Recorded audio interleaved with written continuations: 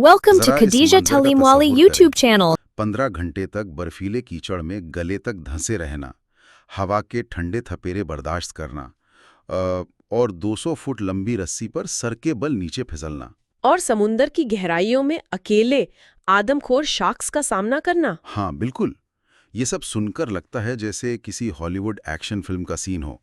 लेकिन हैरान की बात यह है कि जिस शख्स ने इन तमाम खौफनाक तजर्बात को हकीकत में जिया, वो कहता है कि ज़िंदगी में कामयाबी का पहला असूल ये सब करना नहीं है, बल्कि बल्कि कामयाबी का पहला असूल है सुबह उठकर अपने बिस्तर को ठीक करना। और यही वो अजीब और दिलचस्प तजाद है जो हमारे आज के इस गहरे मुताले की बुनियाद है। हम आम तौर पर समझते हैं कि बड़ी कामयाबियों के लिए मतलब कोई बहुत बड़ा धमाकेदार वाकया जरूरी है। सही बात है, अक्सर लोग यही सोचते हैं। इनकी मशहूर कमेंसमेंट स्पीच और उनकी किताब मेक योर बेड शामिल हैं। इसके अलावा एमी फॉक्स जैसे माहिरीन के नफ्सियाती तज्जिए और वो चेन ऑफ नॉलेज की वीडियोस और कहानी सुनाने के फन पर मबनी तहकीक भी। बिल्कुल। तो ये सब एक ही इशारा करते हैं, कामयाबी की बुनियाद असल में छोटी और बाज़ औक़ात इंतहाई बोर कर देने वाली आदत पर टिकी होती है। नाइंसाफ़ी को बर्दाश्त करना और दुख को उम्मीद भरी कहानी में बदलना, ये सब इसका हिस्सा है। तो चलिए इस बिस्तर वाली बात से ही शुरू करते हैं। आजकल लोग सुबह आंख खुलते ही सबसे पहले अपना मोबाइल फ़ोन उठाते हैं, सोशल मीडिया स्क्रॉल करते हैं, ईमेल्स देखते हैं। हाँ, और पूरी दुनिया का तनाव अपने जहन में गाल लेते हैं।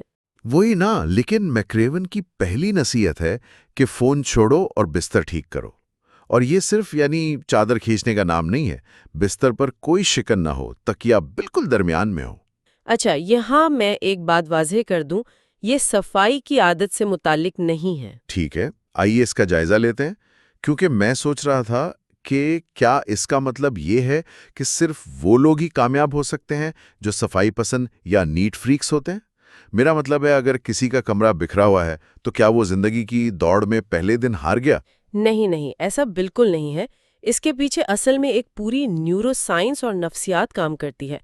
जब इंसान सुबह उठकर एक छोटा सा काम पूरी तवज्जो के साथ मुकम्मल करता है तो दिमाग के प्रीफ्रंटल कॉर्टेक्स में एक साइकोलॉजिकल विन दर्ज होती है। एक नफ्सियाती जीत। हाँ, हमारा दिमाग कंप्लीशन यानी किसी काम के मुकम्मल होने पर डोपामीन रिलीज करता है। जॉर्डन पीटरसन भी अपनी किताबों में इस कॉन्सेप्ट को थोड़ा मुख्तलिफ अंदाज में बयान करते हैं। वो कहते हैं कि बिखरा हुआ कमरा असल में हमारे दिमाग में मौजूद अफरा दफरी की ही एक शक्ल है। अच्छा, यानी क्योस की शक्ल है। तो बिस्तर ठीक करना उस क्योस को एक तरतीब, एक ऑर्डर में बदलने का कदम है, जैसे एक डोमिनो इफेक्ट हो। बिल्कुल सही पकड़ा आपने। एक ईंट गिरती है तो बाकी कामयाबियों का सिलसिला शुरू हो जाता है। और इसका एक और नफ्सियाती पहलू भी है जिसे कॉग्निटिव लोड कहते हैं, यानी दिमाग पर पड़ने वाला बोझ। हाँ, दिन भर इंसानी दिमाग हजारों फैसले करता है। अगर सुबह का पहला टास्क बिना किसी बड़े मसले के ठीक हो जाए तो दिमाग की तवानाई बचती है। मैक्रेवन ने अपनी वॉशिंगटन स्पीकर्स ब्यूरो वाली वीडियो में बताया था, वो जहां उन्होंने अपने इंस्ट्रक्टर से पूछा था। हाँ, उन्होंने पूछा कि हम तो फौजी बनने आए हैं और आप बिस्तर ठीक करवा रहे हैं। तो इंस्ट्रक्टर ने बड़ा खूबसूरत जवाब दिया। उसने कहा कि अगर कोई छोटी चीज को ठीक से नहीं कर सकता तो उसे एक पेचीदा और खतरनाक सील मिशन की क़यादत कैसे दी जा सकती है। जबरदस्त। और अगर दिन बहुत बुरा भी गुजरे, सब कुछ गलत हो जाए, तो रात को वापस आकर एक साफ बिस्तर देखकर इंसान का दिमाग अपने बेसलाइन पर वापस आ जाता है। बिल्कुल, ये इस बात का सबूत होता है कि कुछ तो हमारे इख्तियार में है। आप हालात पूरी तरह बेकाबू नहीं हुए। ये इख्तियार वाली बात वाकई दिलचस्प है। लेकिन देखें, बिस्तर ठीक करना तो एक इनफरादी काम है। जिंदगी में हमेशा अकेले तो नहीं लड़ना होता। जब बात इज्तमाई कोशिशों और टीम्स की आती है तो ज़राए कहते हैं कि असल अहमियत स्किल्स की नहीं, किरदार की होती है। हाँ, और यहाँ द मंचकिन क्रू की मिसाल बहुत अहम है। मुझे ये वाकया वाकई बहुत अजीब और हैरानकुन लगा। नेवी सील तरबियत में ये एक ऐसी टीम थी जिसमें शामिल किसी भी फौजी का कद 5 फुट 5 इंच से ज्यादा नहीं था। सही।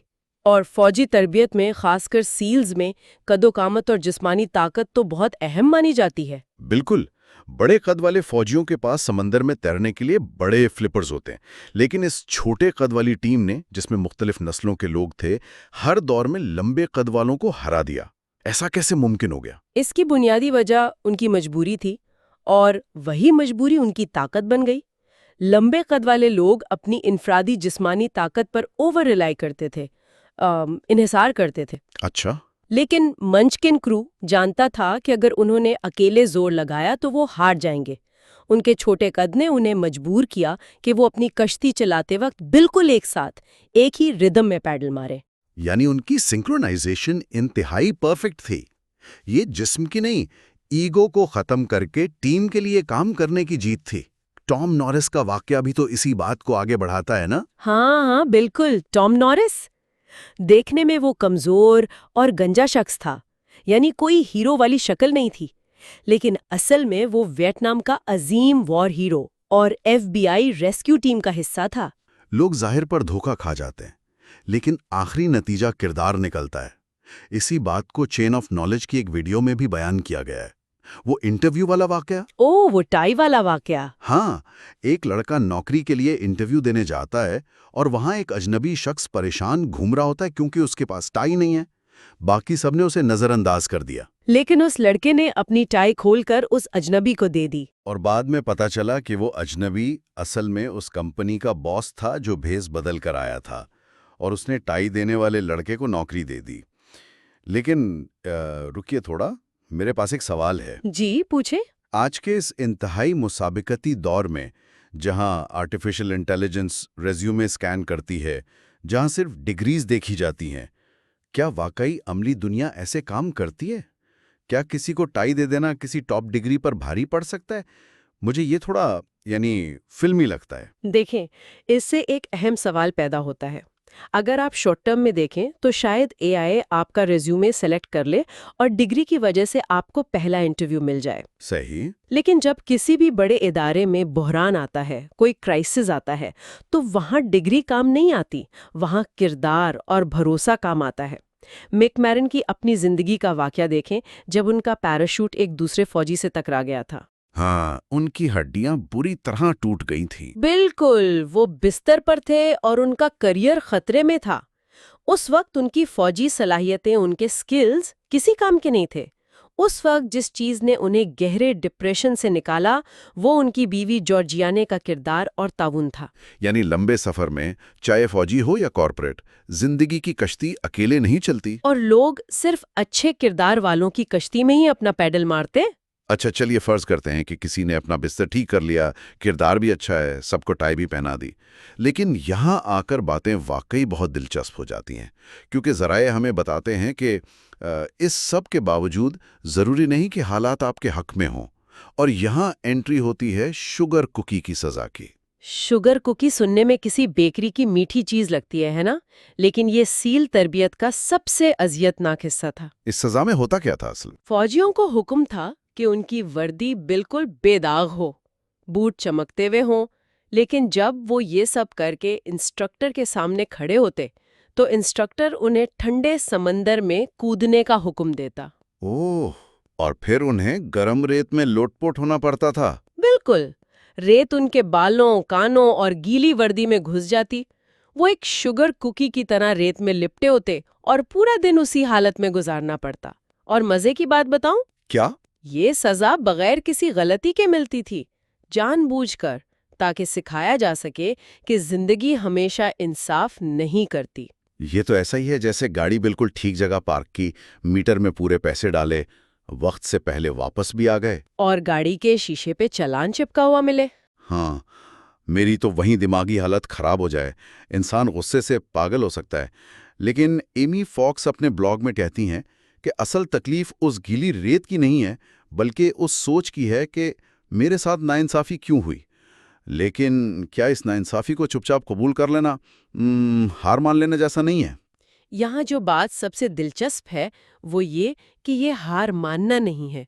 ایمی فاکس اسے وپسنا میڈیٹیشن سے جوڑتی ہیں۔ وپسنا، ایک فوجی سزا اور میڈیٹیشن؟ ہاں، وپسنا میں سکھایا جاتا ہے کہ جو ہے، یعنی واٹ از، اسے بغیر کسی ریاکشن کے قبول کیا جائے۔ جب آپ چلان پر غصہ کرتے ہیں تو آپ کا دماغ ایک ایرر موڈ میں چلا جاتا ہے، آپ کی ساری ذہنی توانائی ضائع ہو جاتی ہے کرما کو کوسنے میں۔ اچھا، تو شوگر کوکی بننے کا مقصد اس توانائی کو بچانا ہے؟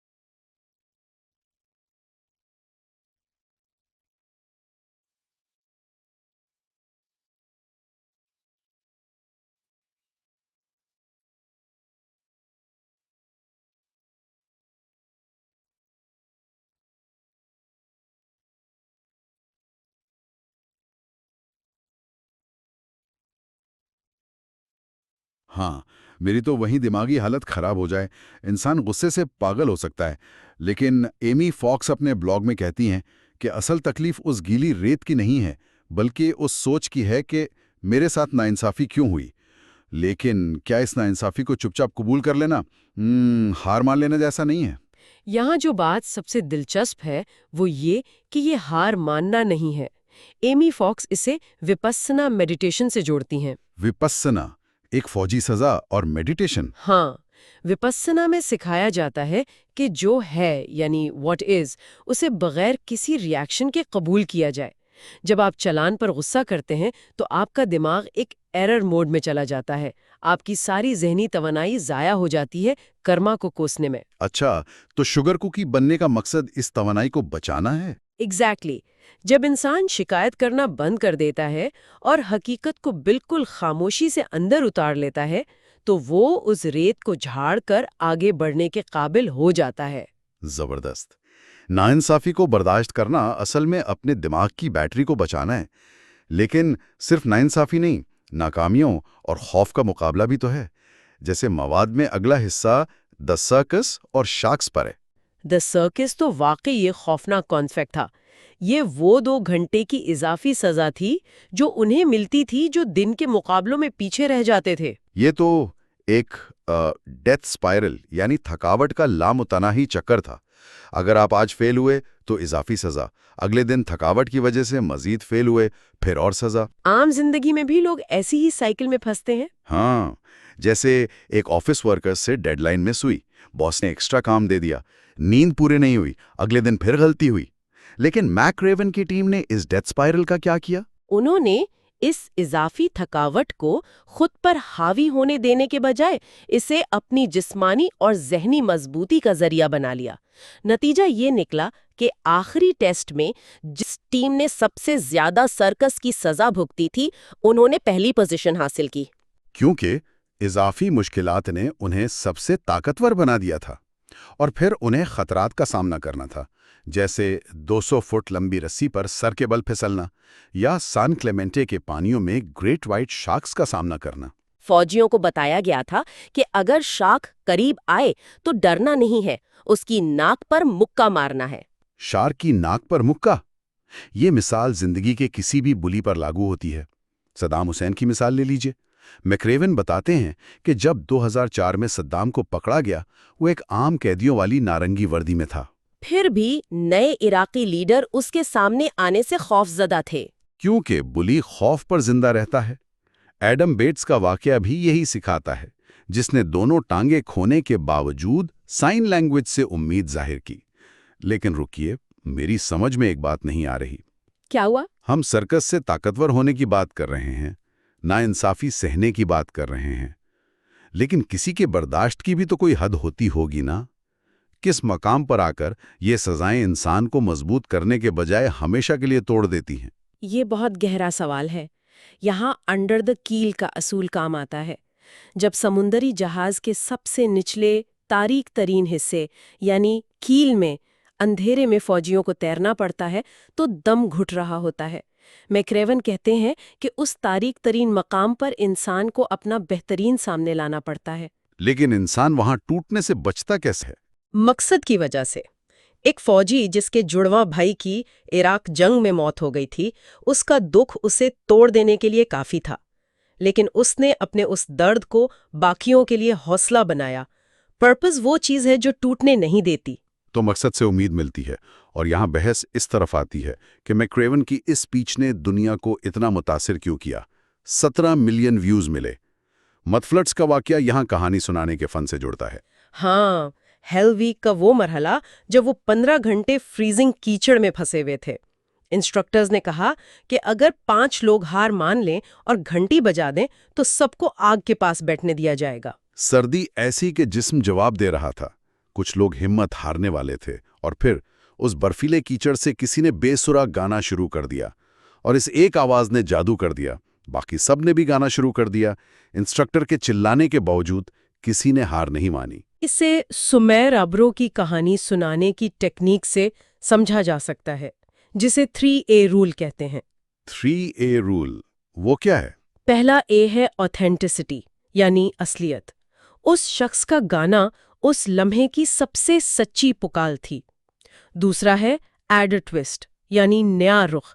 جیسے کیرن کی کافی گرنے والی کہانی میں ٹوسٹ وزن کم ہونا تھا، ویسے ہی مڈ فلیٹس میں گانے نے درد کو ہنسی اور طاقت میں بدل دیا۔ زبردست۔ اور تیسرا ایم اٹ رائٹ۔ میکریون نے یہ کہانی بالکل صحیح وقت پر یونیورسٹی گریجویٹس کو سنائی جو عملی زندگی میں قدم رکھنے والے تھے۔